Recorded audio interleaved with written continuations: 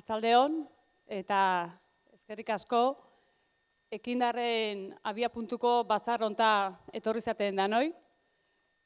Eta batzarrin edo propioki proiektun azalpen teknikuk ematen hasi aurretik eskerrak eman nahi nituzke. Lehenik eta behin eskerrak eman nahi dizkiet. Hasieratik proiektua horra ateratzeko gure albun eta gure bidelagun izan ditugun Krin taldeko kidiei, Odei, Helene, Carlos eta Asierri.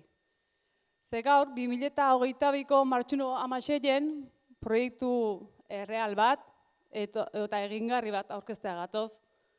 Baina egile da proiektua holantzen hasi ginela oindala pare bat urte, ideia batzukin hasi ginen lantzen. Eta bidie, ez da erresa izan, hori Krin taldekoek argi daukebe.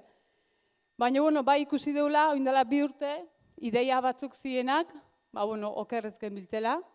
Markau ginitu erronka batan ere, emateula zerbaitetan asmatzen nahi gehala. Eta, gaur aukeriukiko dula proiektu erreal bat aurkezteko, eta, eskerrak ematie, Krineko kidiei emandako besatiken. Bestetik, eskerrak emateko txanda hontan, noski eskerrak eman Euskal Energien erakundiei eta Kiolai proiektua bultzatzeatik. Eta nola ez herriko eta azpeitiko eragileei, ikastetxiei, bertan merkataile elkartiei, Artxara kooperatibai, Kulturaz kooperatibai, behaien ekarpenakin proiektu hau sendotu eta indartu indalako. Eta nola ez, eskerran atal hau ezin da bukau, eta oin ikusita zorea zu antzokile bete indezutela, zuei eskerrak eman gabe, azpeitiarra eskerrak eman gabe, hemen azkenengo txuletan arabera, 528 pertsonak adirazi dezutez, proiektu hontan parte hartzeko zuen nahi, eta egile esan da, aurreikuspen honenak ere gainditu indituzue, eta zue gabe, elitzateke izango ez proiektu hau, eta ondoren egin nahi dinak, eta beraz alde hortatiken benetan eskertzen dugu azaldutako jarreriatik. Eskerran atalau amaituta, gaur 2022ko martxuna matxegin gaude, argindarran prezioe arratzaldeko 7:00, 252 euro izangoa megabatio orduko. Danok egunero ikusten dugu prezioek gora dijustela, gasanak, energienak, oinarrizko materienak, gasoilenak. Ikusten dugu, etengabeko krisi egoeraten gaudela, krisi batan bestin atzetik gaudela, eta hau etengabi edala. Oindiken pandemitik ateatzen eginen hontan, gerra baten sartu gaituzte, eta hau, honek esan nahi duna da, eredu hau ez dela jasangarrile, eta mundu antolatzeko modu honek, ezin dula modu hontan aguantau. Zeite dugu egoera hontan, itxoiten egon lehikeu, abertze etortzean, edo ekinin lehikeu. Eta guk, azpeitik, erabaki dugu zerbait inberra dakeula. Alternatiba batzuk lantzen hasi berra dakeula. Eta egoera hontatik, indarrakin ertetzen nahi balin badeu, beste erabaten jokatzen ikisi berdeula. Lehen esan duten bezala, batzar honen helburu da, ekindar kooperatiba aurkeztu, eta lehen proiektu hau martxan jartzie. Ekindarretaz hitzeiteakun, zer da ekindar? Azpeitiarrak dazkeun erronka desberdin hauei, erantzun emango jon tresna bat. Elkarranin sortu duen tresna bat. Norabide berri bat, irikiko tresna bat izango da, eta prozesu energi eraldatzaile bide hontan, gainera eragile garrantzitsu bat izangoa. Baina guzti hau posible izangoa, zuek eman dezuten, azpeitiarrak eman dezuten erantzuneatiken. Eta bukatzeko, benetan eskerrak eman nahi dizkot, bai adin, sensibilidade, eta pentsaera desberdinetako herritarrak norabide komun hau partekatzie erabaki dezutelako. Eta benetan, sinisten deulako, elkarrekin guzenin, indartxo gehala. Eta hau esan da, itzeluzako jot, bai Josu Labaka eta Odei Hartzaki nolabait proiektun xetazun eta detaile teknikuk azalduko dituztenak. Behin behaitek azalpenak eman ondoren, galdezkien turno bat irekiko da.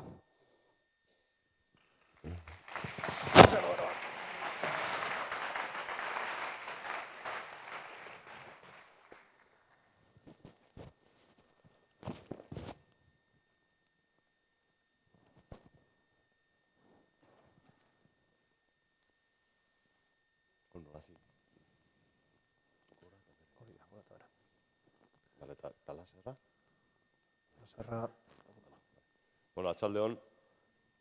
Eta eskerrik asko etorri zaten danoi. Odei, Kream taldeko kooperatibako ingenieru da, eta ni Josu, Azpeitiko udaleko zinegotzile.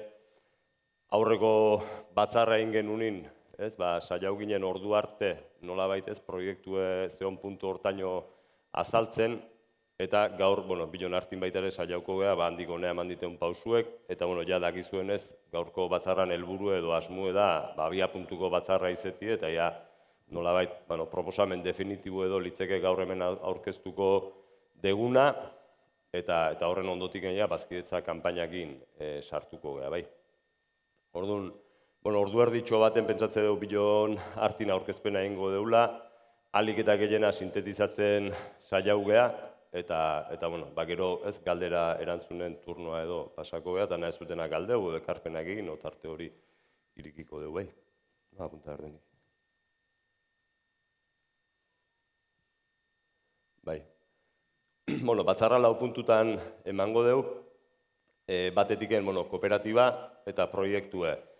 Bi puntu hauek aurreko batzarrien azaltuta daute, eta gehiago gutxillo repasain goiteu, baina modu harin baten pasako nituzke, bai. Eta xehetasun ekonomikuk eta bazkidetza prozesuna litzeke gaurko nolabait, eduki berrile edo sartuko dana eta proposamen definitibo hortan, bi puntu horietan sakonduko deula gehiago hori aipatzi, bale? Ez da hito ondo konponduko, Bale, proiektun helburue, aurre egun esan bezala, hiru helburu nagusitan simplifikatze dugu, nolabait esateko, batetik sensibilizazioa, alegile jabetzie bizidun egoerie zein dan, larrialdi klimatikue, eta horren aurrien, nolabait zer egin dezakegun hausnartu, eta bereziki ekiti litzeke, bai. Energien demokratizazioa, dano dakiugia ze prezio ordaintzen nahi gehan, eta hor ulertzen dugu nolabait, oinarrizko behar bat izanik energiena, bai, gutxilenik, kosto preziun edo, ordaindu beharko enukela, eta ez gutxi batzuk sekulako irazilek izan ditzaten, danok, prezio esagerau batzuk ordaintzea behartute egotie. Eta azkenik, transizio energetikoa, klima larrialdia, eta horren aurrien nolabait ez energien aldetik, eman berreko dakeun bide hori edo urratzia. Hortako, eta nagorek aipadun bezala, denon hartin eragiteko erabaki bat edo autu bat egiten dugu eta hortako tresna bat behar dugu. Eta tresna horri lotuta ulertzen dugu, nolabait, tresna komunitario, kooperatibo eta publikue, nolabaiteko elkarlanien ipini behar ditugula, eta hortako kooperatiba izango da, guk aukera duen edo sortu duen tresnia. Irazi asmoik gabeko kooperatiba bat, ekindarri zena duna, ja sortuta dago, eta konsumo kooperatiba bilakauta dagoen kooperatiba litzeke, Azpeitiko energien ingurun lan egitea dedikaukoana, eta hemen ikusten dezuten nolabait kooperatiba horri nola osauta edo nola irudikatzen degun edo zer izango litzeken, bai. Batetiken, urdin zabal hortan geundeke, elkarlan hortan parte hartzeko borondatie hartuko deun danok, izan herritar, izan eragile, izan erakunde publiko. 170 herritarran esku geldiuko da, kooperatiba honena, behin bazkidetza prozesu guzti hori bukauta gero, erabaki almena herritarran esku utziko genula esaten genuen, eta kooperatiban jabetza edo erabaki almena 170 herritarrana izangoa, bestaldetik 130 bazkide kolaboratzaileen esku gelduko litzeke, eta hor erakunde publikuk, udala, EBE, herriko eragile, elkarte, enpresa, nahi beste sartu daitezke, proiektu honetan parte hartu, eta behaien ekarpena egiteko presutasune azalduko lekebenak. Hauen kasun esan, bazkide kolaboratzaileek ez debela hasiera baten ekarpen ekonomikoik egiten, baina konpromiso hartu beharko luketela ere, dituzten baliabidik edo egin dezaketen ekarpen hori nolabait ez, musutruk proiektu honen alde egitie, bai. Eta gero, zuzendaritza batzorde ipintzen da, edozein kooperatiba batan bezala, kontseilu errektore bat aukera beharkoa, eta lehendakariek, karguek, hori dana, eta barne funtzionamentuko arautegi bat ere onartu beharko da, bai.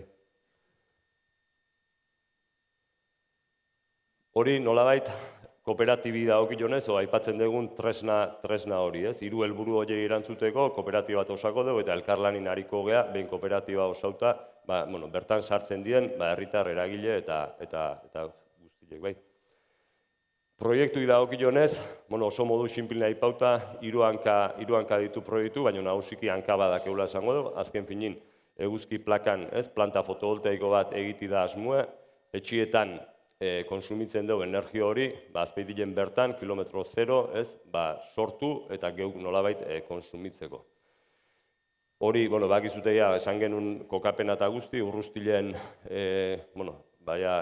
eskura dakeun lur sail baten egingo dala, megabatio eta pikoko planta fotovoltaiko bat, hektarea baten izango litzeteke, eta hor, bereziki sensibilidade bat agertzen genuen ere, lur bat okupatzea guzelako, ingurumen ikuspegitik, egin beharreko azterketa guztieta eginda daude, baina nekazal izaera hori nolabait, bermatze aldea eta lurren okupazio soil batez egite aldea, ikusten genuen beste jarduera batzuk bermatzi beharrezko zala, eta proposatu genuen erletegi bat ipintzie batetiken, eta bestetik baita ere, azitegi bat egitie, bertago landariena, eta gero bertan landatzen edo reproduzitzen jungo ginezkenak. Proiektu egin segitzeko, odeiri mango jotzea, txandakatzen jungo geha, gero eta gehiago nahazten igual, baina. Txaldeon, esan posteko izan duen erantzuna proiektu honek eta estimatzeko da ere, gaur, hainbeste jende elkartu izan da. Josuk esan bezala saiatuko naiz modu labur baten ez liatzearen gehiago, gero galderenetan galdetu dezakezue teknikoki, baina azkenean gehien bat proiektu honen garrantzitsuena gaur gustatuko litzaigukena da proiektuaren ekonomia, nola parte hartzen duen bakoitzak eta filosofia orokorra kontatzea sartu gabe detaile tekniko askotan, ez? Baina, proiektu fotovoltaikoa da, proiektu fotovoltaiko hau argazki bat jarri dugu itxurantzeko hartuko duelako, ikusten dezuen bezala lur mugimendu oso gutxi izango du proiektu horiek, saiatzen gara ez proiektu invasiboa izaten, baizik eta adekuatzen proiektua dagoen landa eremura, etorkizunean ja proiektua desmantelatzen denean, hemendik 30 urtetara, ez da egon enpaktu, ez ondoriorik, ez? Estruktura metalikoak klabatzen dira bertan lurrean, eta hor panel fotovoltaiko batzuk konektatzen dira. Panel bakoitzak 555 batio dauzka, gutxi gora bera 2,2, bider 1,1 metroko panelak dira. Panel horietatik energia sortzen da korronte zuzenean, korronte zuzen horretik inbertsore fotovoltaiko batzutara iristen da. Inbertsoreak egiten duena da sareko seinalera sinkronizatu, eta ostera protekzio eta transformadore batzuekin sare elektrikora konektatzen da energia. Energia azkenean nahiko estazionala da, eguzkiaren arabera dijoalako, ez da kudeagarria, gero etorkizu baten ekindarrek kontempla lezake igual almazenamendua inkorporatzea gordetzeko eta bakoitzaren kontsumo perfilera gehiago adekuatzeko, baina gaur egun oraindik zenbakiak bota ditugu eta ez da teknologia batein garatua dagona ekonomikoki bideragarri egiteko hemen implementazio hori, baina azkenean funtsean panel fotovoltaikoak hektaria bateko okupazioa izango du, eta ostera energia guztia kontadore baten bitartez kontatu egingo da. Kontadore horrek kontatzen duen energia izango da azken finean kooperatiban parte hartuko duen bakoitzari etxera fakturatuko zaion energia propio hori, eta horrela justifikatu dezakegu, nahiz eta fizikoki energia distribuziora sarera sartzen den, kontadore horrek demagun bermatzen dizula, zuk zure etxean kontsumitu ezun energia, garantia de origen batzuen bitartez, proiektutik sortua dela, eta zuk zure energia propioa kontsumitzen ari zela.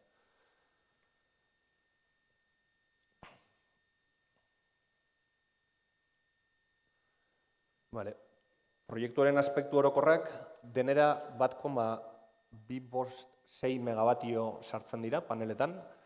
Honek gutxi gora bera sortuko luke 1356 megabatio ordu. Askotan unitate hauekin galdu iten gara, baina erreferentzia egin dugu zenbat famili edo etxe bizitzari kontsumo promedio bat hartuta emango lioken bereien kontsumoaren 100% sortzeko aukera, ez? Eta ondorioztatzen dugu 462 inguru, gero bakoitzaren kontsumoaren arabera gehiago edo gutxi izan daitezke, ez? Baina 462 kontsumitzaile edo kooperatibista egon daitezkela iniziatiba honetan. Gauza bat argi genuen zen proiektuaren helburua izan beharko litzatekela bakoitzaren kontsumoaren 100% sortzea. Badira beste iniziatiba batzuk, autokontsumoarenak, eta baina eskaintzen dizutena dela azkenean zure kontsumo osoaren portzentai bat. Eta bai nahi genuen ekindarrek bermatzea eta aukera ematea, bakoitza justifikatu zezan bere kontsumoaren 100% kooperatibatik eta berak sortua dela. Egia da, energia fotovoltaikoa estazionala dela, ez dela sortzen berdin abuztuan edo uztailan zein abenduan, orduan guk iten duguna da kalkulo urte osoko analisi bat. Hartzen dugu eta kalkulatzen dugu, gero esplikatuko dizugu hobeto nola egiten den ikus dezazuen, baina guk gai gera jakiteko zenbat kontsumituz dezuten azkeneko 3 urtetan, horren promedio bat hartzen dugu, eta horri atxikitzen dizkiogu zenbat panel fotovoltaiko beharko lituzken partaide bakoitzak bere kontsumoaren sorkuntza 100% izan dadin. Eta bakoitzari ezberdin aterako zaio. Osea, konparatzen baituzue 2 informe, gero ostera bidaliko izkizuegun 2 informe, ikusiko dezue ez diela berdinak izango, kontsumo maila berdina ez denean, bakoitzak panel gehiago edo gutxi izango du, energia sorkuntza gehiago edo gutxi izango du, eta horri asoziaturiko inbertsioa ere bai, panelen kantidaden arabera dijoanez, ezberdina izango da. Baina egia da, proiektuaren ekonomiak denentzako berdinak direla, ez? Demagun proiektu solidario bada. Hemen sorkuntza arlotik, analisi detailatu bat egiten dugu, artxibo meteorologiko bat erosi dugu, non 2004-tik 2021 batera urrestila bertan egin duen rekurtso solarra kontrolatua daukagun, horrekin promedio bat ateratzen dugu eta urte tipiko bat egiten dugu. Fuente meteorologiko horrekin eta ikusirik ostera zein den, hemen azkenean Gipuzkoa osoan, orografia oso malkartsua daukagu eta askotan inguruko mendiek itzalak sortzen dituzte. Hori ere kontemplatzen dugu, aztertzen dugu ze itzal sortuko duten inguruko mendiek, eta hortaz aparte egindako proposaturiko diseinu partikularizatuarekin bidetik egongo lirateken galera guztiak. Hori gero ja txostenak izango dituzue eskura, trasteatu nahi badezue edo kuriosia baldin badukazue, lantzeko. Orduan, detailean dago egina, kasu honetan urte osoko irradiantzia 2014-tik aztertu dugu 2021 batera, 2021 batera, eta ikusten dugun desbiderazio maksimoa eguzki ordutan demagun 5% da. Pentsatzen dugu igual lehengo urte asko sokerra izango zela urtengoa baino desberdintasun maksimoa 5% diferentzia izaten da. Orduan, honekin nahiko, energia fotovoltaikoa nahiko predesiblea da. Energia eolikoa estazionalidad askoz gehiago dut, urteko generazio sorkuntzan diferentzia handiak egote dira, fotovoltaikoarekin nahiko zehatz jakin dezakegu zenbat sortuko duen eta zen momentutan sortuko duen energia bertan. Ze pasu eman ditugu baina arte eta zeintzuk falta zaizkigun bukatzeko. Egia esan proiektu hauen handicap handiena, eta nik uste dut hor buelta bat eman martzaiola, dira egin behar diren tramite administratibo, urbanistiko, ingurumen arloko, hor daramazkigu urte eta piko, aurrelan guzti horiek egiten eta baimen ezberdinak lortzen, iriz gaitezen ja konstrukzio lizentzia bat izatera eta egiteko. Eta hori urte terdi eramango digu gutxi gara bera.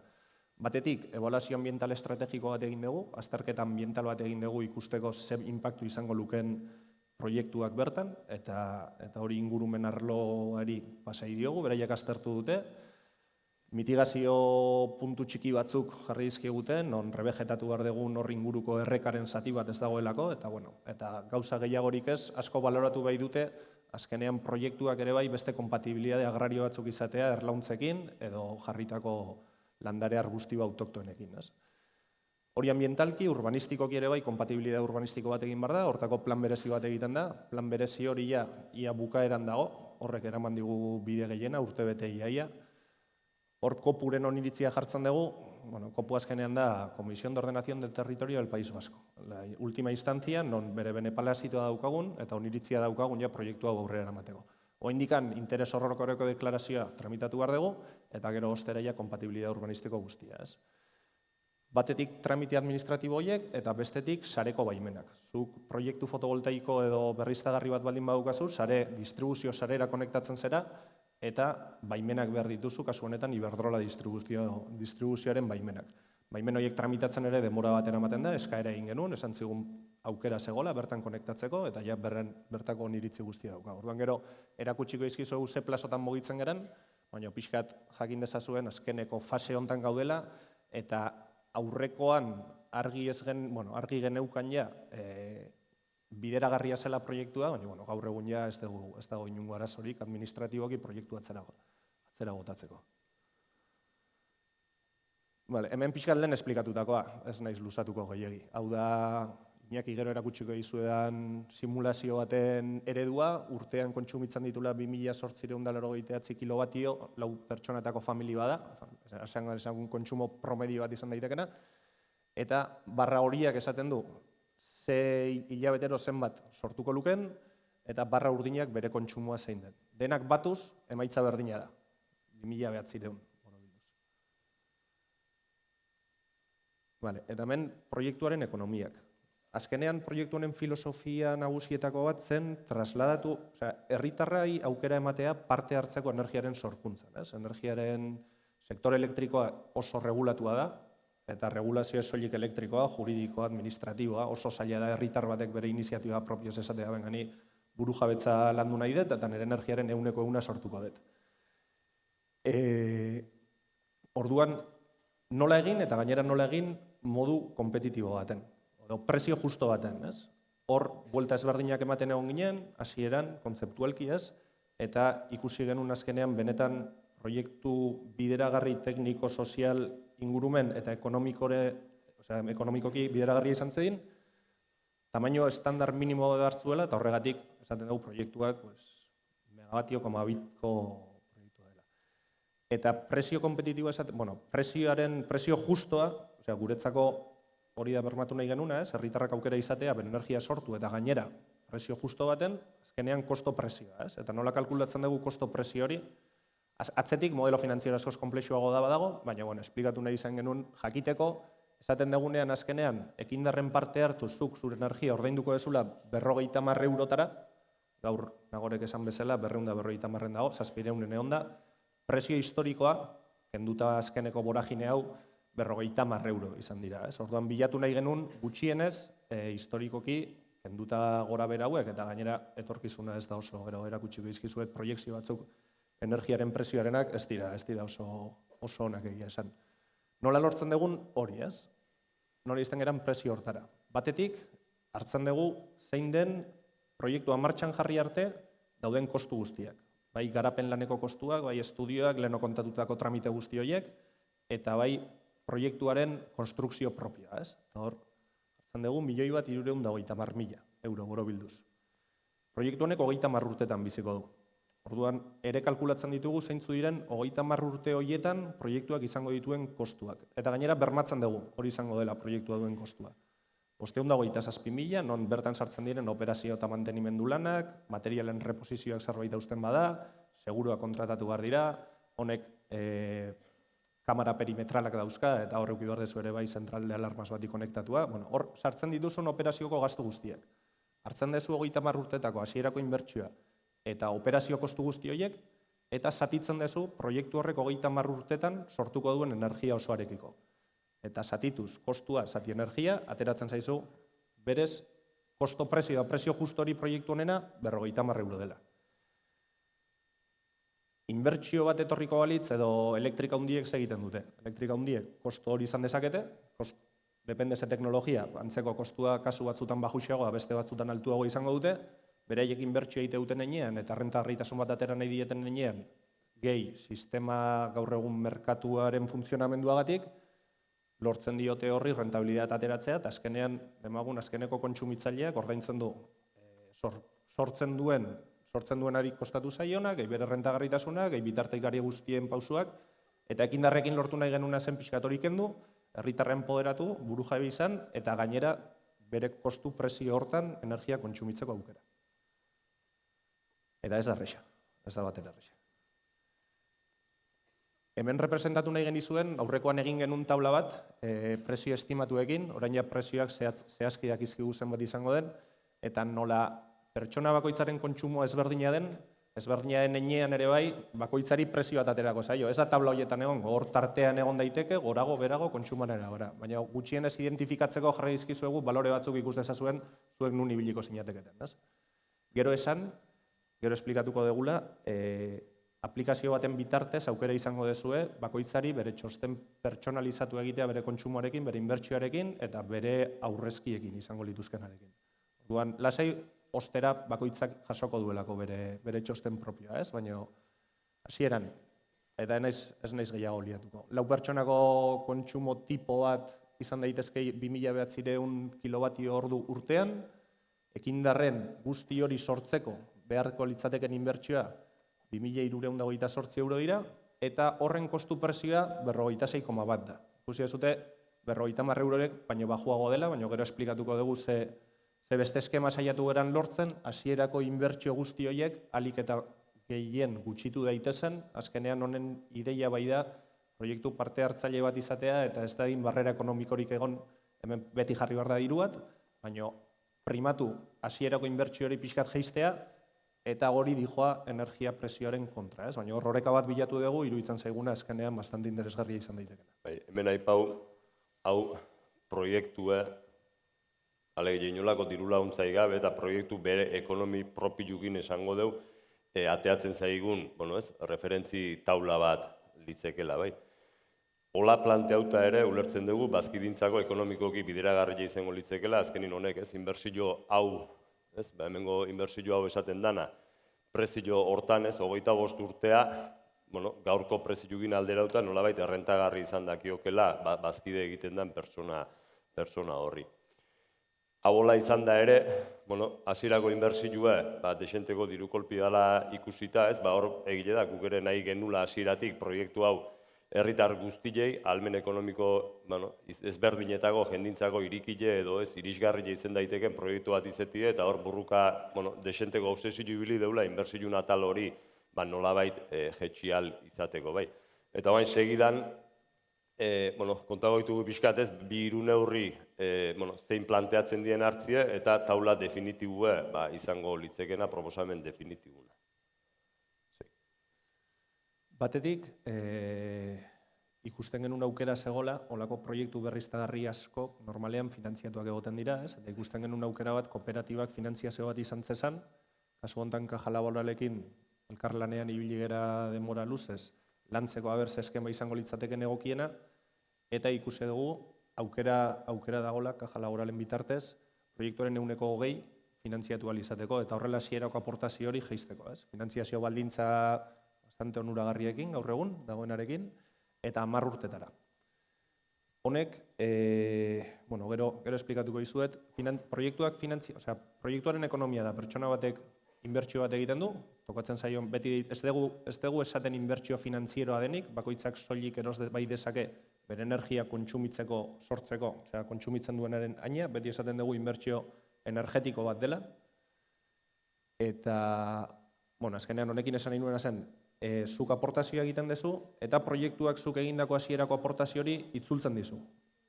Batetik, zuk jarritako dirua, proiektuaren bizitzan itzuliko dizu, proiektuak, kooperatibak itzuliko dizu zuk jarritako dirua, baina urtez urte, 3.000 euro jartzen bai dituzu, eta 30 urte irauten badu, 100 euro urtean itzuliko dizkizu, eta bestetik, lortzen desuna da, kosto presioan zuk zure fakturara trasladatzea. Egia da, finantziatzen den enean, berme bat jarri bar dela, eta honek behartzen gaitula, hasierako 10 urtetan, egindako hasierako aportazio hori ez dela itzultzen. Kooperatiban gelditzen da, hor dago diru hori, eta 10. urtetik, 30. urtera, enbede 100 euro, 150 euro itzultzen joango da. Eta, batetik hori, finantziazioak laguntzen digu gero erakutsiko dizuegu zein den tabla definitiboa, laguntzen digu parte hartzea pixka zabalagoa izan dadin, eta hasierako inbertsio hori pixkat jeistea. Azpeitiko udalan diru laguntzak, bere garaien aurrekontutan jasota dazkeu 250.000 euro, proiektu hau diruz laguntzeko, edo proiektu hontan parte hartuko duen herritar guzti horiek diruz laguntzeko, eta diru laguntza lerro hori, gaur ja onartuta da, eta datozen boletina jun behar du, eta epe motxin publiko izango da, eta eskema oso simple batea ekarrita gutxi asko hau da, ez? Alegia, bazkide bakoitzei 500 euroko diru laguntza bat emango dio Azpeitiko udalak, beti ere behekin duen diru ekarpena €150 gainditu gabe. Bai, alegia 1.000 eurotik gorako diru ekarpena egiten debenak 500 euro osotasunen jasoko lituzkete, eta 1.000 eurotik berakuk, adibidez 800 euroko diru ekarpena egiten dunak, 200 euro, nolabait diru laguntza bitartez jasoko lituzke Azpeitiko udalan eskutik. Eta, bigarrengo atal bat ere badao, ekonomikoki justu dabiltzen antzat, gizarte larrialditako, diru sarrera gutxi dazkela, langa batetik bera diru sarrerak dazkela akreditatzen du nahi, 1.000 euroko diru laguntza emango genioke, eta 175, egin duen diru ekarpen horren 175 ezingo luke gainditu. Hemen beti gustatzen zaigu advertentzia bat esatea, fakturan dependeze egoeratan zauden, larrialdi energetikok egoera baldin bazaude, bonifikazioak izan ditzazkezu. Eta iriz daitezke bonifikazio batzuk, familia batzuk izatea 160-arena. Kasu hortan, sartzen badira ondora esplikatuko izuen simulazio horretan, aplikazioak zuzenean esaten dio mezu bat, esan ez kontuz, zugia bonifikazioa dauzkazu, nahi badezu bulegotik pasa, baina ez dizugu bidaliko informea zuzenean, azkenean, sistema honetara pasa nahi badezu eta kooperatiban parte hartu, bonifikazioiek galtzen badituzu. Orduan hor, pixkat kontua izan behar da. Familia numerosekin gertatzen da 125ko deskontua daukatela fakturan. Horiek ondo pentsatu beharko lukete, informea ikusi, galdetu, eta esango genieke, konpentsatu ez, bakoitzaren erabakia da, baina ondo jakin eta ondo informatu. Eta hortako bulego irikiko dugu, eta holako deskontuak dauzkaten familiak edo bonifikazioak dauzkatenak, kontuan hartu, lehenengo etorri, galdetu, eta ondo informatu da konbeni zaizuen edo ez hemen parte hartzea. Gehien bat, galdu iten dezutelako bonifikazioen parte hori. Gaur egungo prezioekin alderatuta, sin duda asko hobeto ateratzen da, baina, espero dugu etorkizunean energia prezioak ere bai oreka batera iristea.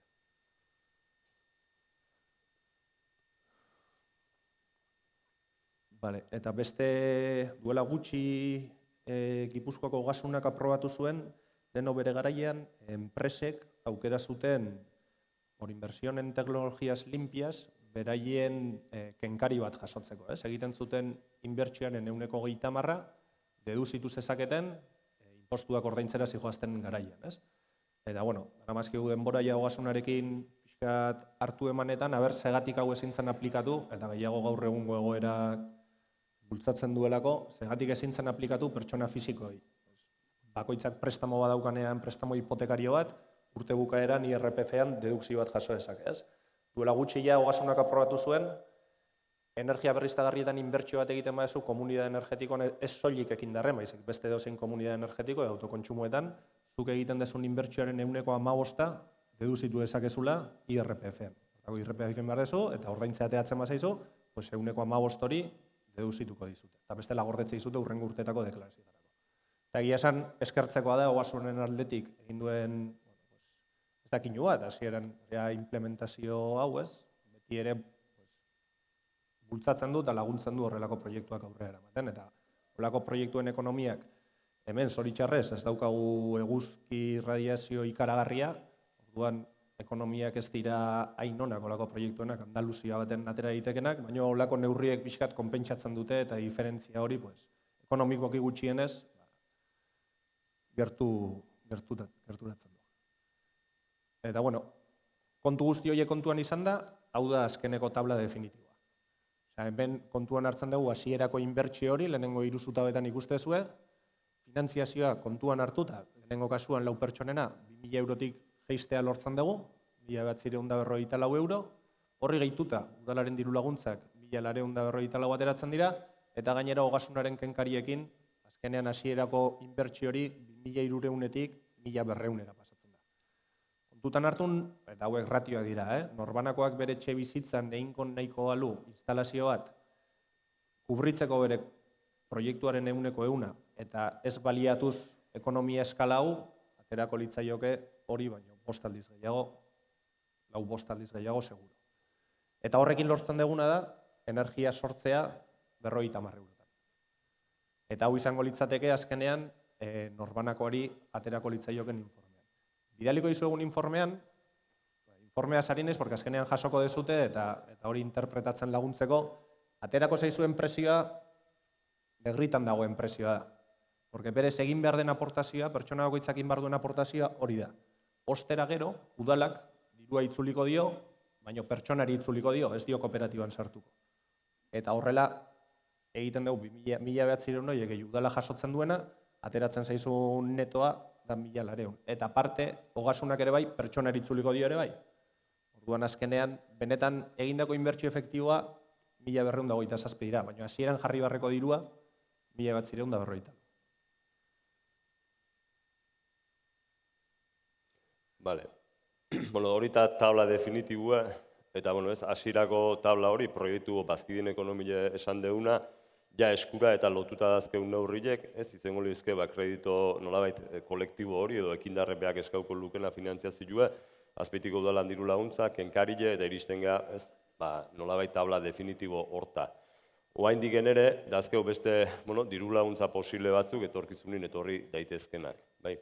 Horren ingurun esan, bueno, Europako funtsek edo esaten dan, ez, hainbeste entzuten dan hori, Next Generation edo, bueno, IDAEko diru laguntza bat, eskaera bat, ja, eginda dakela ekinda harrek, eta hor, aukera on daitekela, bueno, datozen, ez, hilabetetan, zehaztuko da, aukera on daitekela ezerrez jasotzeko, edo proiektu, ez, inberdan inbertsioen 45% laguntza bat jasotzeko, bai. Orduan, aigea hitzeiten 500.000 euro, 600.000 euro, bueno, segun, ez, nola ebazten dan diru laguntza hori, eta horren arabera, baina, bueno, diru kopuru desente importante batetaz hitzeiten aigea. Diru laguntza hori ekindarrek lortuko balu, bai, ulertzen dugu ordurako kooperatibila erauta egongo dela, eta kooperatibibeak eraki beharko lukela, bai, diru laguntza hori, jaso duen diru laguntza hori, noski zuritu inberko da, eta gestura inberko da, baino nola kudea berdun, ez? Parte bat izan daiteke proiektu behan ekonomile hobetzeko, edota izan daiteke zati bat ere gordetzi, datozen proiektutako, edo aurrea behirako bide hori egiteko, bai. Baina hasiera baten diru laguntza hau, bueno, etorri daiteke edo ez. Orduan guk ez ditugu inputatzen nolabait, gaur ez ematen nahi gehan, nolabait zenbaki definitibo horiei, bai. Bestaldetik, Gipuzkoako Foru Aldundia ingurumen sailetik ere diru laguntza deialdi bat ateatze har daude, pentsatze dugu datozen astitan, erabaki edo konpromisua hartu debelako, aurreko urtin ere atazeben diru laguntza hori, eta hortik aurrikuspen honenan arabera, 81.000 euro edo etorri daitezke. Baina, bi diru laguntza hoen inguruen, etorri daitezke edo ez etortzi ere gerta daiteke, eta orduan eskura ez dazkeunez, aipa egiten ditu, diru laguntza eska horreiek bat eginda dago eta besti egin egingo dalako, eta etorkizunin, diru hori iristen baldin bada, kooperatibibeak erabaki beharko nola kudeatzen du. Eta gero bestetiken finantziazio personaleako aukera. Hau ere guztiz itxigabe dago, baina aukerie posibilidade hori lantzen egon geha baita ere hasieratiken, ulertuta hasierako diru inbertsio hori, lehen esan deten bezala beti ere ahalmen ekonomiko guztietako jendientzako, irisgarrile edo, erabiltzeko moduko edo parte hartzeko aukera hori zabaltzeko asmoz, finantziazio personaleako aukera bat lantzen ari geha. Oraindiken ez dazkeu datu, gile itxita dago, eta pentsatzen dugu, astelehenetik aurrea, bulegu irikitzen danin, hor honen inguruko informazioa eman ahalko degula. Azken finin da, kredito personal bat eskatzeko aukera, baina ekindarrek nolabait abalatu egingo lioke, nolabait ez, beak personalki eskatu ahal izango luken kreditu hori. Kreditu hori eskatzen baldin badu, hasierako diru kolpia, askoz txikillo izango litzeke, eta gero hilero, nolabait ez, ordaintzen joan beharko luke bere kreditu hori. Eta egin dago numerun arabera, alata guztiz ere, ulertzen dugu ekonomikoki onuragarria izaiten jarraituko lukela. Aukera hau irikitzen danin, olantzen degunin, landu dugu, pentsauta, ahalmen ekonomiko txikixo edo ez, larrio dauden horiekiko, baino lotzen baldin badugu definitiboki eozein bazkidentzat irikita daun aukera bat izan liteke. Ez da akredita berri diru sarrera baju dazketela, ez da ezketela, bazkide guztiek aukeri izango lekebe, kredito personal hori nolabait baliatzeko edo ez baliatzeko.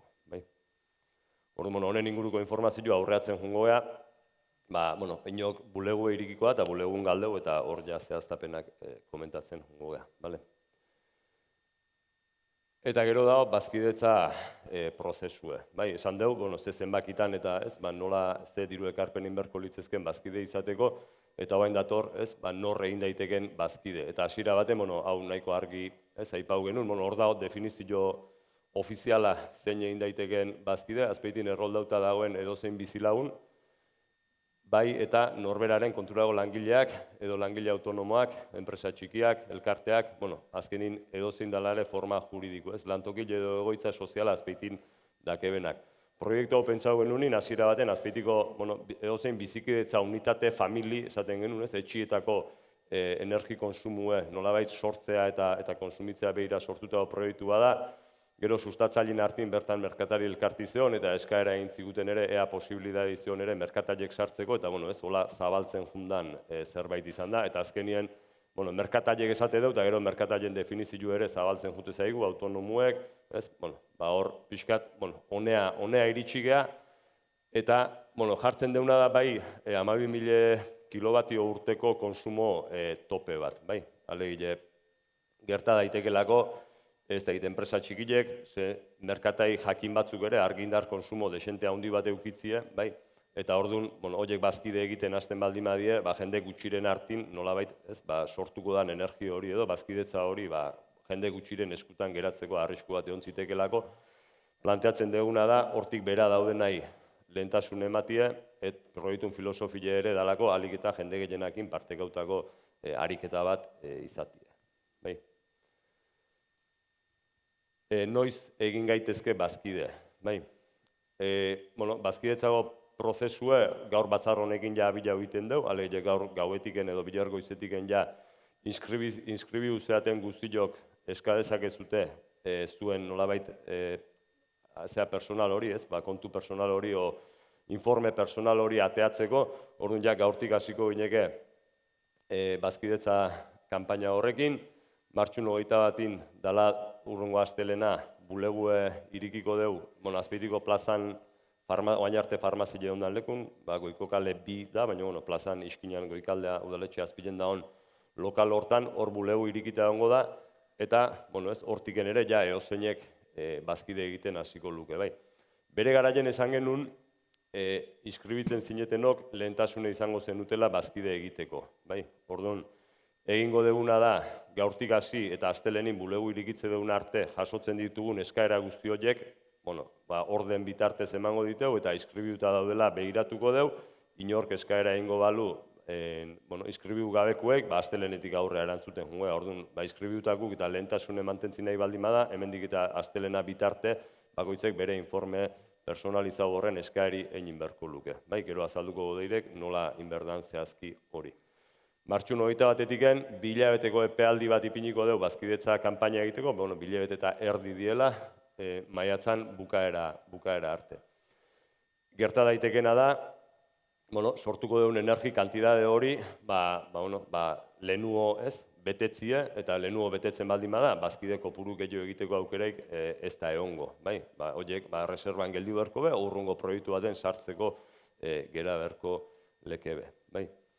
Eta, maiatze arte betetze ez dan kasuen, gerta daitekena da, 12.000 kilobatiotik gorako eskaeran batzuk ere egiotie, horiek maiatza buka arte reserban egongo lieke eta ordenan arabera, sartzen jungo lieke baita ere, sortuko dugun energi kopuru hori nolabait bete arte. Behin bazkide guztiek eginda, tokatzen dana da, ekindarren batzar nagusile, lehenengo batzar nagusile egitie, nolabait kooperatibie eratzeko, estatutuek, behin betikuek onartzeko, junta rektora o konseilu errektori onartzeko, eta egitura horri forma bat emateko. Eta bazkide guztiek egindako diru ekarpenakin, ekindarjak nolabait diru bat eukiko, eta bigarrenik ja egitura oso bat ere osauta eukiko. Eta horrekin ja nolabait bi bide edo martxan jarriko genituzke bat da proiektu hau martxan ipintzie, aurrikusten degula, irailin gutxi gora bera obri hasi eta urte bukaerako energie sortzen ekoizten hastie eta funtzionamentuen ipintzie urte hontan bertan, eta gero bestetiken, proiektu berrien lanketa bide paralelo batetiken, kasuen batzuk kanpo geratzen baldin badie, o interesdunek ez baldin badode jende gehiago ere energi sorkuntza hontan parte hartu nahi debenak, horiei begirako bigarren eta hirugarren, laugarren ariketak egiten. Eta nola egin gaitezken bazkide, ekindar.eusen bilako ez zuteia informe personalizaue eskatzeko linke, hor sartu, bueno, baina ez, Odeirek zehatuko, ekindarreko bulegoa ipadeko ikokale bin, astelenetik aurrea, bueno, hor ja atentzio personalizaue, ozein galdera kezka, oie danak ez, pixketa argitzen jungo gea, astelenetik ostirelea, hor ikusten dezuten ordugotegi hortan, ez, goiz eta atxalde egongoa irikita, eta, bueno, hor da hon e-mail horren bitartez ere, ozein galdera kezka zalantza komunika zaitezke baita ere, ez. Eta igual, informe personalizauen, ez, kontu hori odei, nola zein dien alegile zehazki eman berroko pausuek egingo deuna da, ariketa batein, bai, eozein, ez zuetako eozeinek parte hartu nahi baldin badu, gero egingo luken prozesu guzti hori pixkat azaltzeko. Ez, bi aukera daude, ez, nolabait bide informatikotatik egitea edo bulegun bertan ere ariketa hori indaiteke, baina lehentasun eukin nahi baldin bada, bai komenigarri dela, ez, ja gaurtik hasita eta astelena bitarte, astelenetik aurra bulegu irikikoa, hor eskaera hori egitea. Vale, esplikatuko dizuet momentu baten zein izango litzateken gero zuek eman beharko zenuketen prozesua, ez? Txosten hori jaso ahal izateko. Ekindar.eu-en sartu, web bidez, eta hemen badaukazue kalkulu pertsonalizatua klikatzeko aukera. Eramaten zaitu ontara, eta hemen eskatuko dizkizue bi gauza. Batetik faktura, zuen faktura elektrikoa, online bidez badaukazue edo digitala baldin badaukazue, perfecto, aukeran sartu alik eta 30 hilabete osoko faktura bat, hori favorez begiratu zazuen, nahiz eta informeak gero 15 eguneko izaten bada, batzutan 15 egunero izten bai da, ostera ponderazio bat egiten du, baina beti finagoa izango da kalkulua hilabete osoko faktura bat baldin bada. Eta aukeran azken urtetako, azken hilabetetako faktura bat. Ez du zertan izan berrik azkena, izan daiteke duela 5 hilabetekoa edo 6 hilabetekoa, baina geroz eta berriago izan, hobeto. Orduan, faktura eta DNI-aren argazki bat beharko dezue, bai aurretik eta bai atzetik. Hemen klikatzen dezue, eta nik hemen ja prest daukat, ez? Hemen faktura elektrikoa daukat, azkeneko hilabetekoa, eta kargatu egiten da aplikazioan bertan. 6 megabait baino gehiago ez ditu onartzen. Orduan, igual balioztatzen dezutenean, faktura balioztatu behar dezute, igual errore bat emate dizue, fijatu zaitezte, ez duen pixu gehiagirik. Normalean, ez luke arazorik egon behar. Guk honekin, fakturarekin eta gero datu guzti hauek sartuta eta kontsentimendua emanda, egiten duguna da eskaera bat distribuzioari eta reskatzatzen ditugu zuen azken 3 urtetako orduz orduko kontsumo guztiak, orduz orduko kontsumoak. Hortako kontsentimendua behar dugu. Orduan, formularioak bukaeran aukera ematen du kontsentimendu bat emateko eta zuek oniritzia ematen diguzue zuen kalkulu hau egiteko. Soilik espreski datuak erabiliko ditugula, protección de datos, kalkulu hau egiteko.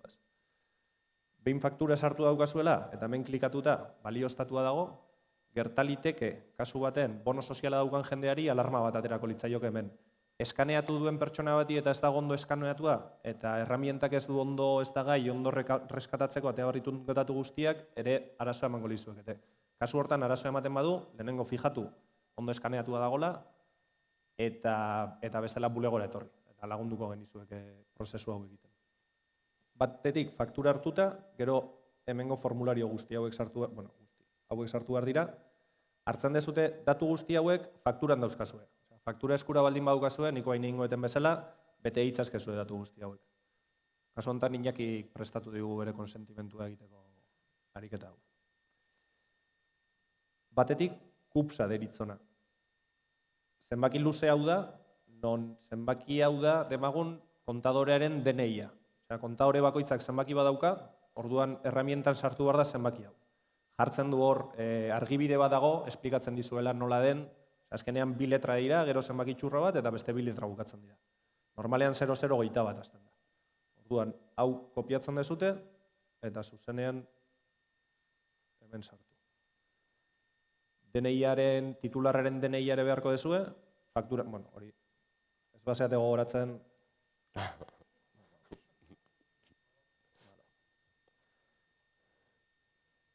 Vale. Izanak, helbidea, kasu honetan ia por defecto sartu daukat. Zenbakia, solairua, udalerria, hemen kontuz. Ezin da eskuz sartu udalerria eta aurrera jarraitu. Listado bat agertuko zaizue, orduan lehenengo 3 letra jarrita, irakurtzen dizue, listado bat ateako zaizue, eta hor klikatu. Ez sartu azpeitia, ez baidu irakurriko, listadotik aukeratu behar dezue. Hau, izan daiteke hau pasu bakarra, igual konfusio batea eraman dezakena. Vale, gero zuen emaila eta zenbakia. Eta hemen atxikitzen dezute DNI-aren argazkia aurrekaldetik, hemen daukadala, eta DNI-aren argazkia atzekaldetik. Eta izaten badezute batzutan daukazuelako horri berdinean bai aurretik bai atzetik, bietan sartu. Bitan bete behar da, bai ala bai. Aukera emate dizue txostena euskeraz edo erderaz jasotzeko, eta gero hemen azkenean protección de datos, kontsentimentua ematea zutela, tarte hori egiteko. Sinaura bat behar da, arratoiarekin sinatu, ez da zuen sinaura perfecto izan beharrik, garabatoa sartu, hemen gorde sinadura gordeta jartzen du, eta bidali. Behin hau eginda, ja iristen zaigu guri, dokumentazio guztia, guk kalkulua egiten dugu, eta egun batzutan ja informea jasoko dezu. Eta e-mail bat iritsiko zaizu. Eta hain esplikatuko dizuet zein den urrengo pausoak, ez? 4 pauso daude, eta dana informatzen joango da. Batetik, ja eskaera jasoa dago, eta jasoko dezute e-mail hau. Non, iristen zaizuen zuen eskaera, eta hemen agertzen zaizuen, justo e-maila iritsi zaitu. Jasoko dezuen, eta ikusiko dezuen zeintzu diren urrengo pausoak, ez? Lehenengo pausoa da, eskaera jaso dugu, tramitatuko dugu, eta bidaliko dizuegu ja prest dagoenean bueltan txostena. Hor zuek ez dezu ezer egin beharrik. Soilik itxoin, iristea txostena. Urrengo maila jasotzen dezutenean, mail honekin ja, azpeitiko ekindarren dominiontatik, txosten bat izango dezute. Kontuz igual, baten bati spamean geldideak gela maila, orduan verifikatu, porque iritsiko dira. Hau bigarren pausa izango litzateke. Zuek ja txostena jasotzen dezute, irikitzen dezute txostena, aztertzen dezute zein den zuen kaso partikularizatua, zuen inbertsioa, gero erakutsiko dizuet txostena. Ointxe bertan. Kaso izango litzateke,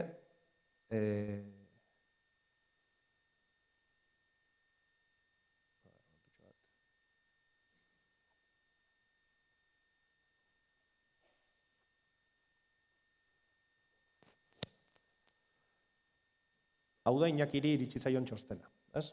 Orduan, hemen, txosten honetan, hasieran eskriptiboak, proiektuaren datu orokorrak, gaur azaldutakoak, zer eskaintzen du ekindarrek kooperatiban parte hartu nahi duenari, eta hemen kalkulatzen zaio inbertsioa.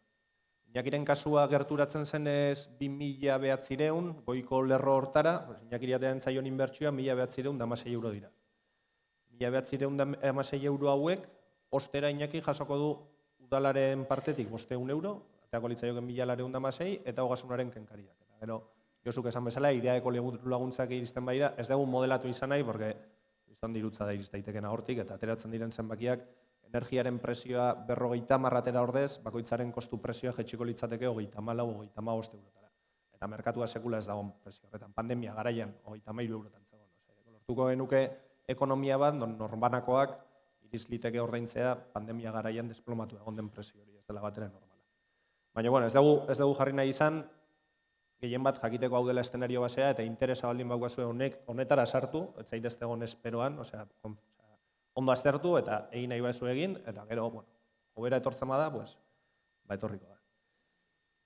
Hau da inbertsioa, esan bezala, hau da ateratzen den kasu honetan energia presioa, 4,83 panel dagozkio, solidarioara, ez dugu esango Iñakiri zatikutuko diogula panel bat, eta emango dizkiogu panel horren 83koa eta beste bati, baizik eta azkenean hau da representazio bat bakoitzaren portzentaia proiektuan zenbatekoa den. Hori bai, gero asamblean pertsona bakoitzak bozka bat izango du. Dependiente, ze portzentai duen sorkuntza aldetik. Eta hemen egingo dugu simulazio bat, simulazio ekonomiko bat. Guk egiten duguna da, reskatatu fakturatik berak ordaindu dituen presioak, potentzia terminoak, energia terminoak, inpostuak, datu guzti horiek reskatatzen ditu automatikoki, guk kalkulatzen dugu zenbat kostatuko litzaioken ekindarren parte hartuko balu, balantza energetikoa egiten dugu eta gero balantza ekonomiko egiten dugu, eta gurutzatzen ditugu. Eta egia da guk, hemen kasu hontan, 4 puntu argitan azalduago simplifikatzeko, gero egia da faktura kontzeptu gehiago dauzkala, iritsiko zaizuen faktura, saiatuko gara argitzen, eta guztiz gardena da. Ez dauka margenik izkutuan inungo presioetan, baizik eta kobratzen den gauza bakoitza argi azaldua dago. Orduan hemen ikuste dugu, Iñaki, lehengo urtean tokatuko litzaiokela, ordaintzea, ez da lehengo urtea zehazki pixkatatzerago dago, faktura duela 3 hilabetekoa edo 2 hilabetekoa bai da. Hortikan atzerako presioak ateratzen dira, azkeneko 12 hilabete horietakoak, 773 euro ordaintzetik, pasako litzateke 487 euro ordaintzera. Eguneko 35 gutxiago ordainduko luke. Eta gainera, kooperatibak berak jarri duen aportazio hori itzulingo dio. Hemen, portzentai hauetan, aurrezki hauetan, ez dago kontsideratua zuk, kooperatibak itzuliko dizula urtez urte, kenduta lehenengo 10 urteak, 11. urtetik aurrera, kasu horretan 11. urtetik aurrera, izango lirateke 200 euro gutxiago fakturen aterako litzaizkizunenak. Duan, hau bakoitzari egingo diogu. Norbaitek, komerzializadora batekin ikaragarri ondo negoziatu dulako eta kriston presioa euskalako, deskontua gutxioteako zaio.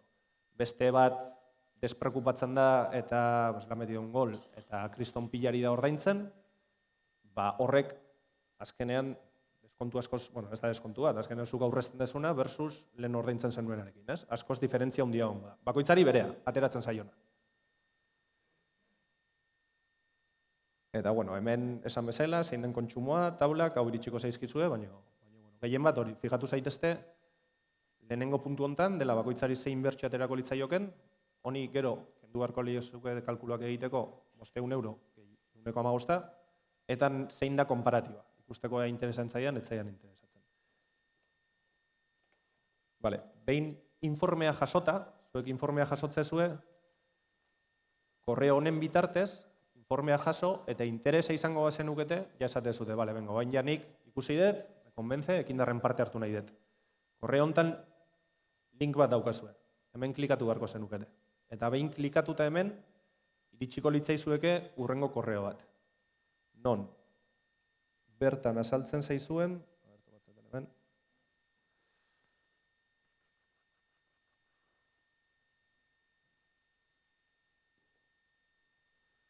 urrengo korreoan, baina urrengo korreoan iritsiko zaizue kontratuen ereduak, hemen 2 kontratu sinatu behar ditu norbanakoak ekindarren parte hartzeko. Batetik adesio kontratua eta bestetik komerzializazio kontratua. Adesio kontratua kooperatiban parte hartzeko eta komerzializazio kontratua baimentzeko kooperatibak sortzen duen energia hori zuen etxera iristeko. Eta komerzializadora horrek egingo dizuet transferentzia guzti hori, eta azkenean iritsiko zaizuen faktura izango da zuena, baina komerzializadoren bitartez. Eta hortarako kontratu bat sinatu behar da ere bai. Ereduak iritsiko zaizkizue, ez dira kontratuak pertsonalizatuak bakoitzaren izenarekin, honekin nahi degulako pertsonaria denbora eman, aztertu ditzala, irakur nahi ditunak irakurtzea du, zalantzak dauzkana kontratu horiekin galdetzea du, hor dago bulegoa edo bestela web horria, hor guztiz lasai egon, galdetu behar duzuen guztia. Azkenean prozesua gardentasun guztiz egin nahi dugu, orduan ez izan bildurrik eta zalantzarik daukazue galdetu. Eta bertan, kontratuak bidaltzean, ez dela topatzen noain,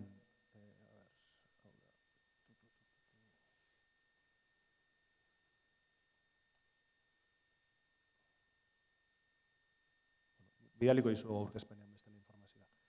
Hor, korreo horretan iritsiko zaizue kontu korronte bat. Eta kontu korrontu horretan, eta korreoak esplikatuko dizue, kontu korronte horretan egin beharko dezue zuek ingresua. Eta ze ingresua izan beharko luke, hemen txostenean agertzen den importearekin. Zuek zoazte zuen bankura eta esate zute transferentzia bat egin nahi dut ekindarren kontura diru kantitate honekin.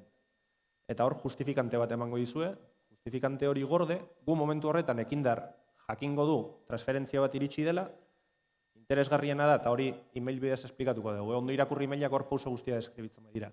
Zuen DNI-a jartzea, horrela DNI-a jarrita zuzenean jakingo dugu ze pertsonak egin duen transferentzia. Bestela jakin dezakegu, baina horrela asko zafrixago izango da.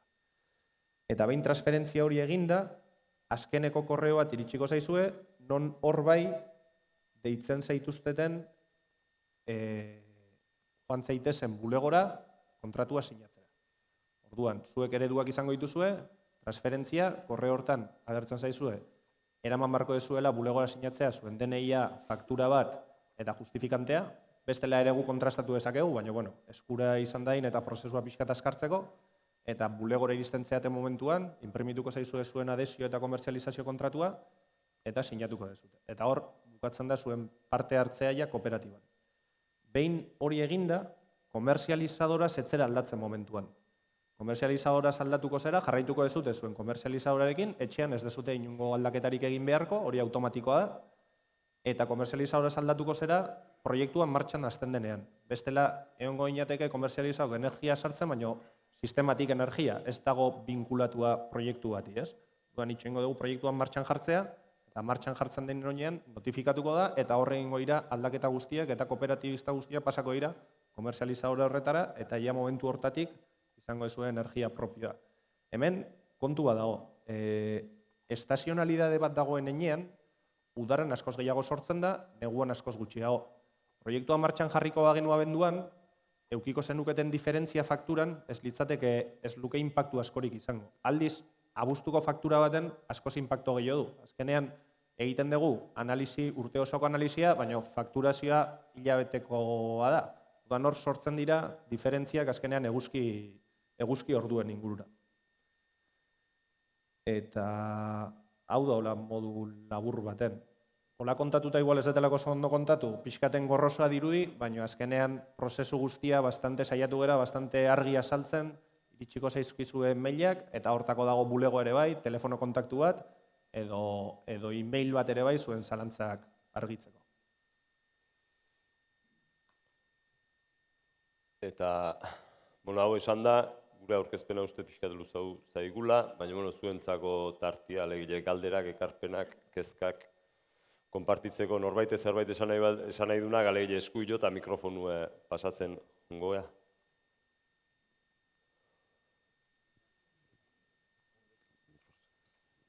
Ni dakaten galdera, ni adibidez etxe honetan urte terdion hola joa bizitzen. Orduan horren media eta berdintzaio urte terdikoa egitea eta horren araberako media ateatzea oso egiten da.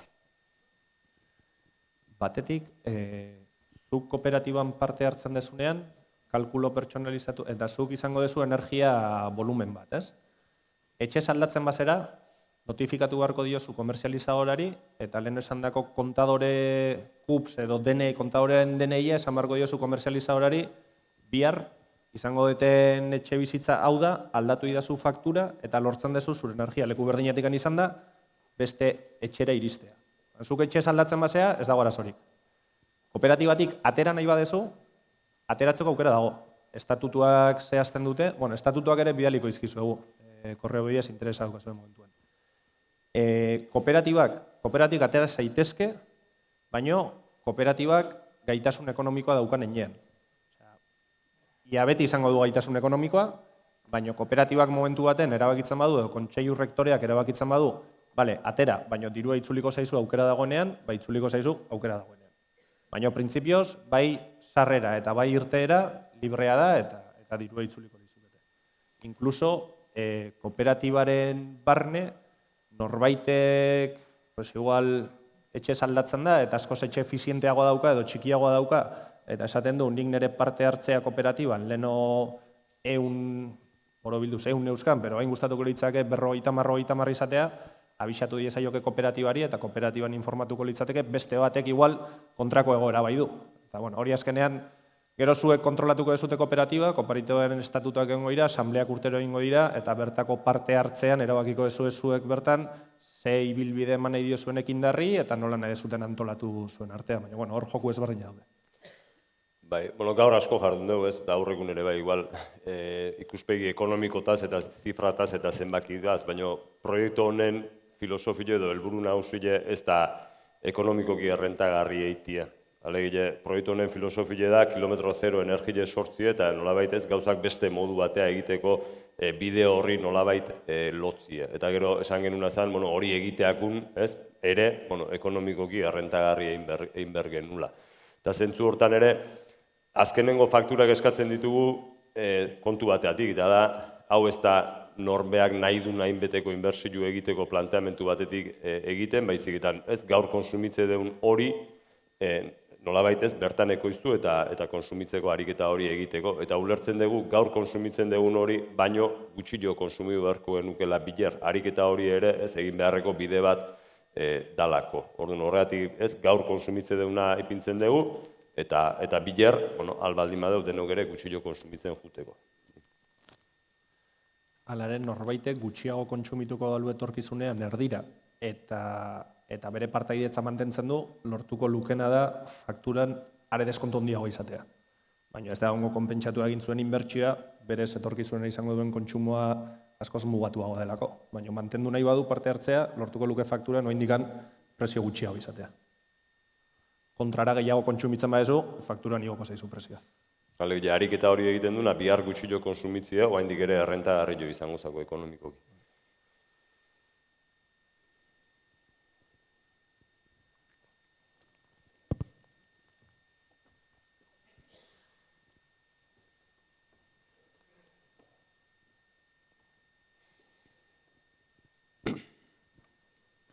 Kontsumoan inguruanik galera bat, esan duzu, logikoa da geroz eta gutxixoa da tendentzia, baina kotxe elektrikoan inguruan ze iritzi dakazute, sartu alko litzateke hemen, Ez que horrek asko alduko luke kontsumoan, ere ustez bentzat, ez dakit. Kotxe elektrikoa kargatzen, beste mundua da, Baina kotxe Baina, elektrikoa... zaretikan hartu laike, Bai, bakarrik gertatzen da kotxe elektrikoa, zuk berez kotxe elektrikoak tarifa bat izango du, eta kontadore propio bat izango du. Eta zuk ez dezu izango asoziatua kooperatiban kontadore berri hori. Galdetu beharko zenioke kooperatibari, aukera dagon kontadore berri hori ere bai zuk sartzeko. Gaur egun izango bazenu, bai, esan dezakezu bida, nik daukat kontadore hau eta bestea, eta parte hartu nahet biekin. Baina etorkizunean galdetu beharko zeniokea lekua dagon zure karga hori jartzeko. Egin daiteke. Osa, independentia izango zen.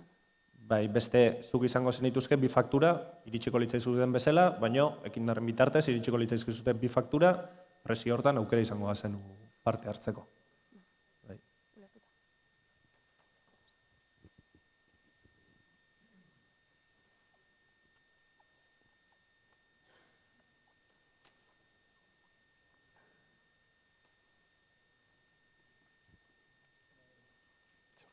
Intza.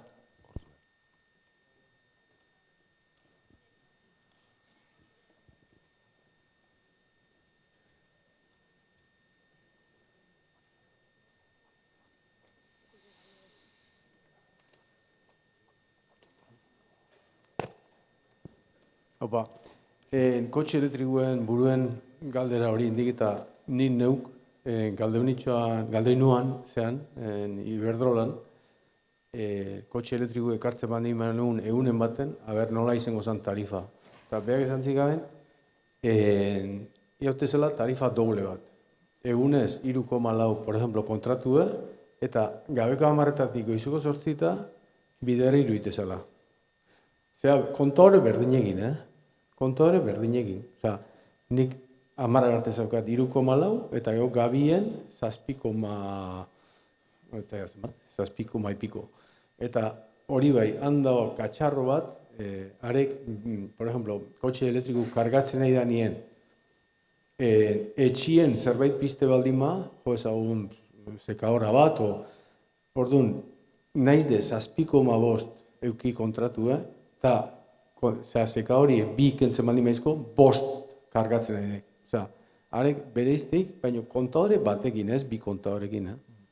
Horra aukera ezberdin daude, horrin dezakezu kontadore batekin. Ez pixket, arei esplikatzeko nik usteat, ez da egit hori eiti hongo zan amenekin darekin, zera kontrato doble hori. Egin daiteke, bai. Egin daiteke. Hemen azkenean ekindarrek potentzian ez dio, iritsiko zaizuen potentziaren terminoan, azkenean kotxe elektriko aldin baukazu, potentzia gorko ezu, lehenu esan bezala, faktura gardena da, eta potentzia ordaintzen da, boeak esaten duen presio hortan, eta etzaio ingon margenik kargatzen. Orduan batetik potentzian izango zenuke ordaindu beharko zenuke, regulatua dagoen presio hori, eta gero energia arloan, azkenean zuk askoz gehiago kontsumituko ezu, tokatzen zaizunarekin. Orduan, merkaturako esposizioa askoz gehiago izango da, porque ez dezu buru jabetza egunekoan izango, kotxe elektrikoa sartzen dezu nenean. Kotxe elektrikoa pixkat kanpo dago. Iristen denean, buelta gehiago emarko genizkioke, aber nola inditzazkegun beste iniziatibat, eta azkenean funtsa ekindarren helburu eta filosofieta batako bat, leheno Josuk esan duen bezala azkenean horrelako etor daitezken arazoei erantzun eman eta proiektu berrien bitartez beste herramienta ezberdinak herritarren aurrean jartzea, ez baino. Bueno, galdera, asko zaudek, arek esan zinez gainak gabeko kontratu hori merkio izetezala. Osea, gabeko kilobatillo horiek asko ze merkio izetezila. Kotxe elektriko kargatzen egean, momentuko. Hori, nola hartzen. Baina, bueno, beste galdera bat neukean. Esan dezute, Iberdrolakin egontzeatela hitziten, ez da? Gauzau dana, Iberdrolakin. Distribuzioa, Ja. Eta beste batekin eukizko, Endesa, por ejemplo, eukizko. Bai, baina, hemen sektore elektrikoak 3 aspektu dauzka, da hau garrantzitsua da argizatea. Sorkuntza, distribuzioa eta transportea. Sorkuntza dira proiektu berriztagarri, generazio konbentzionalak, nuklearrak, etc. Horrek regulazio bat du, gero distribuzio eta transportea, hori sektore regulatua da, hori estatuak regulatzen du eta hor distribuidoreak Iberdrola da hemen inguruko distribuidore bakarra, berez ez daukala inungo zerikusirik con Iberdrola generación. Osea, se supone bi soziedades berdin direla eta beraien artean ez daukatela inungo hartu emanik, se supone. Eta gero komerzializazioa. Eta komerzializazioa ere bai beste sektore ezberdin bada. Orduan guk esategunean Iberdrolarekin da distribuidora. Osea, Iberdrolari eskatu behar diogu baimena, beste zonaldetan Andaluzian Endesa da, eta normalean Iberdrola Endesa naturri dira kontrolatze dutenak distribuzio sarea, ez? Orduan guk hitz egin dugu Iberdrola distribuzioarekin konexio baimenak eskatzeko bertara konektatzen bageira. Iberdrolaren sare distribuzio sarera konektatzen geran enean, beraiek eman behar dizute baimena. Baina ez da Iberdrola komerzializadora, ez da Iberdrola generadora. Osea, da el Iberdrola regulado de distribución. Eta beste galdera bat, jake mikrofona dutan ezkio. Uderan generatzea hau energi bat, kantidade bat, eta konsumue gutxillo. Eta negatibo hortetzen baldin bau, osea, guk sortzen nahi baldin bagea berdune baino gehiago, guk sarea botatzen egeitu, geho saretik jate dune baino gehiago. Orduan hor faturi nola izango zen, negatibo? Azkenean, energiaren prezioa, gaur egun asko igo da portzentaian faktura, baina borobilduz energiaren pixua faktura baten 140 da. Gero daukazu potentzia eta gero dauzkazu impostoak, kargoak, beste kontzeptu, kriston listado dagoela, kontzeptu ezberdinena. Nola zuk faktura ez da 140, zuk abuztuan ere simulazioak egin ditugu eta oso gutxitan aterako zaizu. Oso kasu estremo baten aterako zaizu faktura negatiboa. Negatiboa denean, 0 izango litzateke. Osea, ez da dirua itzultzen. 0 izango litzateke eta aztertu beharko litzateke poltsa hori gordetzea urrengo hilabeteko fakturan konputatu ahal izateko. Baina oso kasu estremoak dira horiek. Normalean beti tokatuko zaizu ordaintzea zerbait. Ikusi dugu gaur egun Inakiren kasuan borobilduz 800 euro ordainduko balitu, 450 marrera geldituko litzaioke faktura. Oso arraroa da, ez dago inbesteko diferentziarik abendua eta udara artean jeisteko faktura negatibo batetara.